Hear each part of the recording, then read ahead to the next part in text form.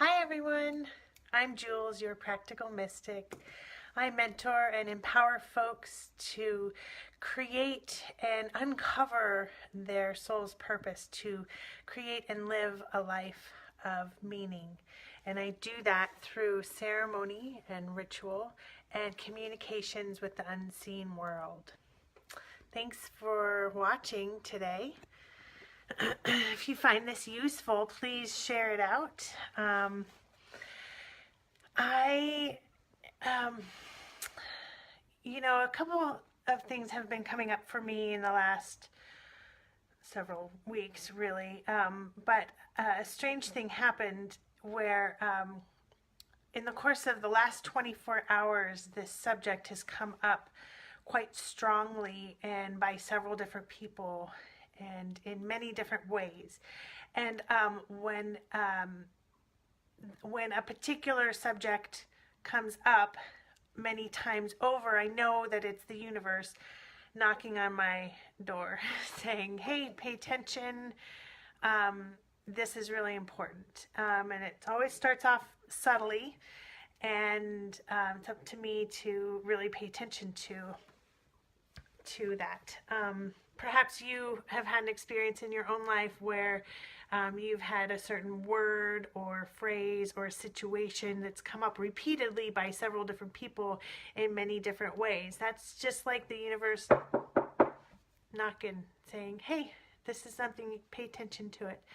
Put your energy there for a while. Now, the subject of mindfulness has come up, and yeah, I mean, it's really kind of the hype right now, mindfulness. You hear a lot of people talk about mindful practices and, oh, just be mindful of that. And it's a common occurrence for me where I find myself in a situation where people are talking about things like mindfulness or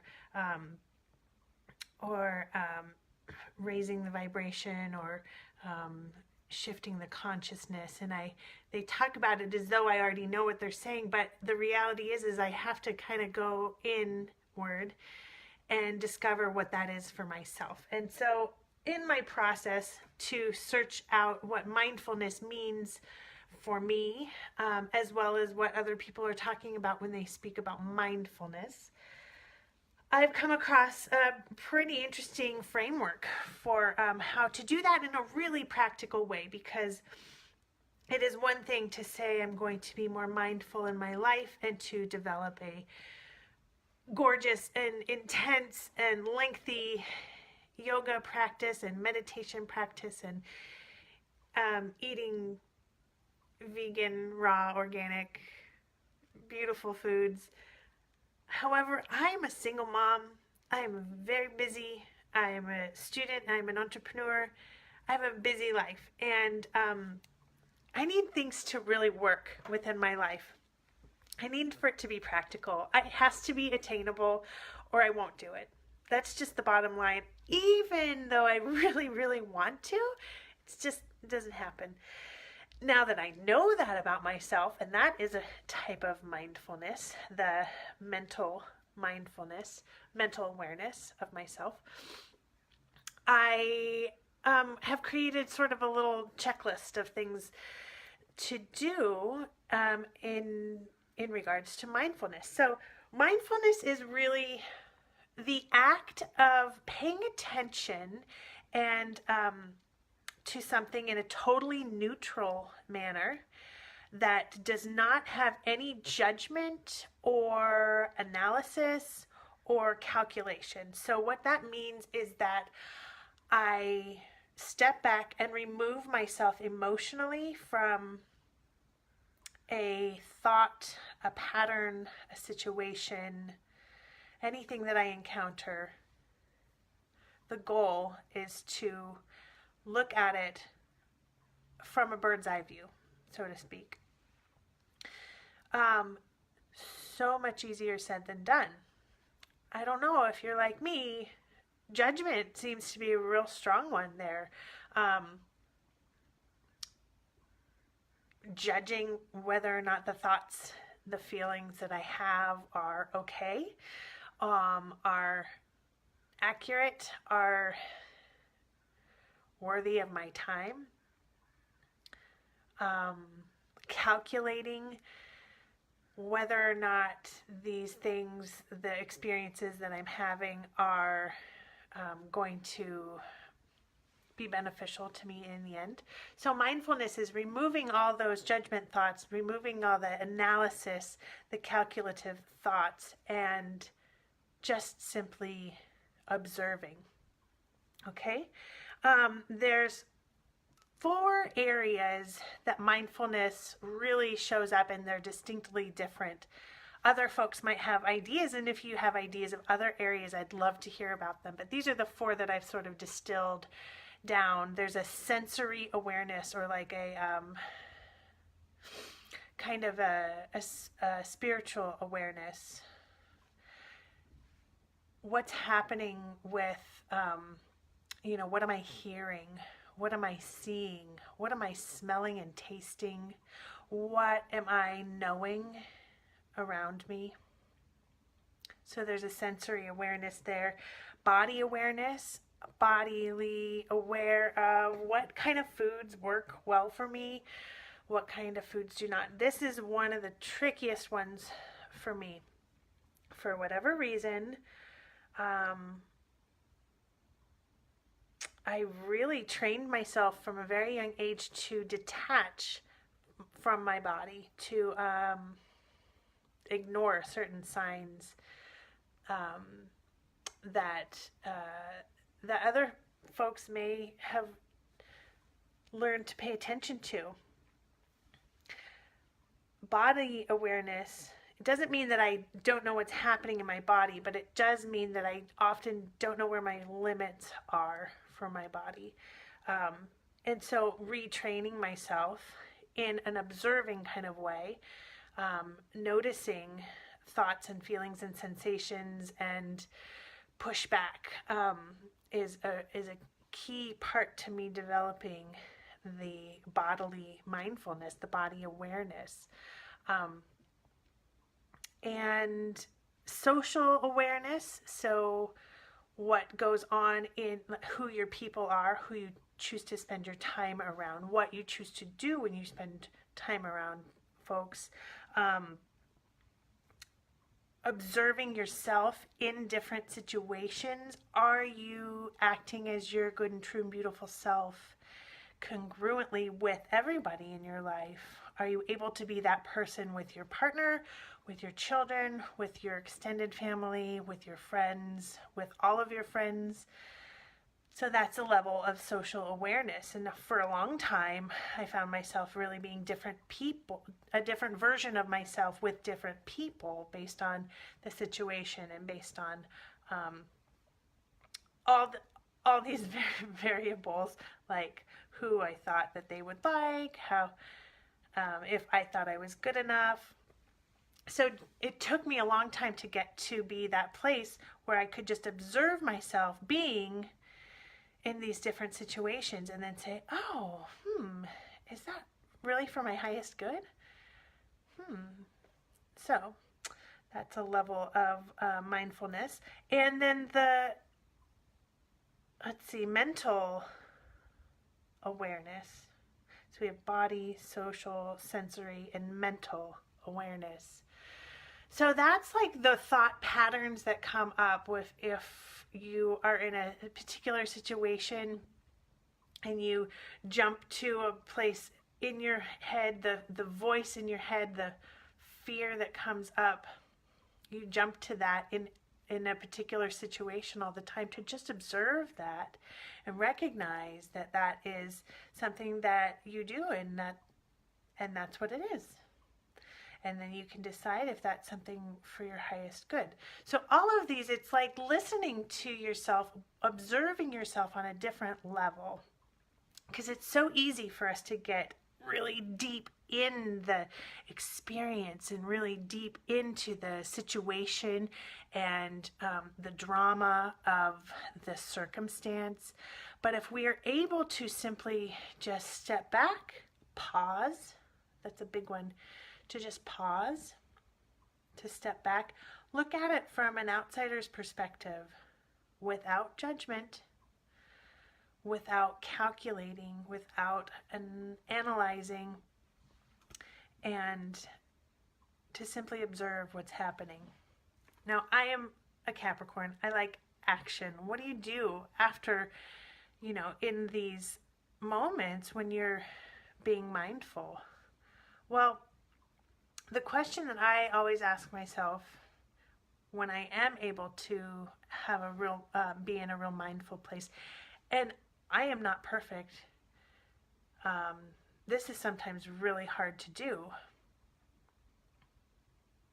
But the times when I am able to do it, I then get to ask myself, okay, is this in alignment with who I truly am? Is this in alignment with what's truly coming from my heart? Are these actions in alignment with my life path, with my goals, with where I want my family to be, with where I want my life to go? And simply just asking that question helps to align things. See, the beautiful thing about mindfulness is, we'll use body mindfulness, for example. You start to pay attention. You start to even just give it some attention. Then your body shifts automatically. And mindful body awareness allows your brain to intuitively take better care of your body. Have you ever noticed, this happens for me often, when I get into a practice where I'm doing a lot of ceremony and I'm doing quite a bit of yoga, the mere act of the desire to be more aligned with and be more in tune with, be more mindful of, shifts the things in my life. So at those times, I don't want to drink alcohol usually. I don't want to eat a whole bunch of junk food. Sugar is the big one for me. I don't really want to eat a whole bunch of sugar. And if I can pay attention to that, then I am aligning myself with my highest good, that elevated vibration at that time. And it's different for everyone, and I'm not judging alcohol, and I'm not judging sugar. That's just what it is for me. I notice that these things happen when I'm in that flux. And then also when I'm in the opposite flux, where I'm feeling like really deep in my body and in the situation, I'm feeling maybe overwhelmed, I'm less able to be mindful. Man, I gravitate towards the wine, and we make cookies. It just kind of happens like that. And it's not helpful for me to be judgmental about it, or that's the big one for me. It's not helpful for me to be judgmental about it, but I can say, oh, okay, here we are. All right. Is this in line with my highest good right now? And maybe sometimes it just needs to be. That's fine. No worries. Maybe that sometimes it just needs to be that way. And sometimes I'd like to shift out of it. So those are just some lessons for me. The 3 things to remember when we're working with mindfulness. If you can remember the 3 A's. Pay attention, give that thought, that action, the feeling, just give it some attention. Just observe it. The simple act of giving it attention increases that connection between you and that place of the observer. Acknowledge it and appreciate that action, that thought. Appreciate you being wherever you are, doing whatever you're doing with the very best way that you know how, with the skills that you've been given. Okay, so just acknowledge it and appreciate it. Even some of the harder things to observe, harder things to realize about yourself. Those are all patterns and thoughts and feelings that we have for a reason. We might not always know what the reason is. Perhaps it was a reason that served you very well in the past, maybe is less relevant now, and we can certainly work to uncover those things and to release them, and but to appreciate that it's all part of your story, and it's all part of you coming directly onto this path where you are right now, and all of the challenging things that you're feeling are for a reason. They're all part of your story. And though you're not always responsible for your story, but you are responsible for what you do with that story. And the third one is to throw your observation some love. Kind of like the appreciation, acknowledge, pay attention, acknowledge, appreciate, and throw it some love. You're doing great. You are doing great. It does not always feel like that, but it won't always feel like this. So, the 4 areas of mindfulness: body awareness, social awareness, mental awareness, and sensory awareness. And the 3 ways to really bring mindfulness up for you so that it's more like a habit. Pay attention to your thoughts and your feelings, and just be in that place of the observer without judgment, without calculating, without analyzing. And then appreciate your process in all of this. Appreciate your process. And then throw it some love. Throw yourself some love. Give it some appreciation, affection. Attention, appreciation, affection. That was a lot of A words. And finally, when you mentally create the world you wish for, your mind and your brain will physically adapt. This is the thoughts become things. This is all about manifesting. When you mentally create the world you want to live in, you will start to align with it. Your brain and your body will start to align with it. And that's true. And that's why visuals are so powerful. And that's why just watching yourself is so powerful in these ways. So, a lot for you to digest, and thanks for watching me today.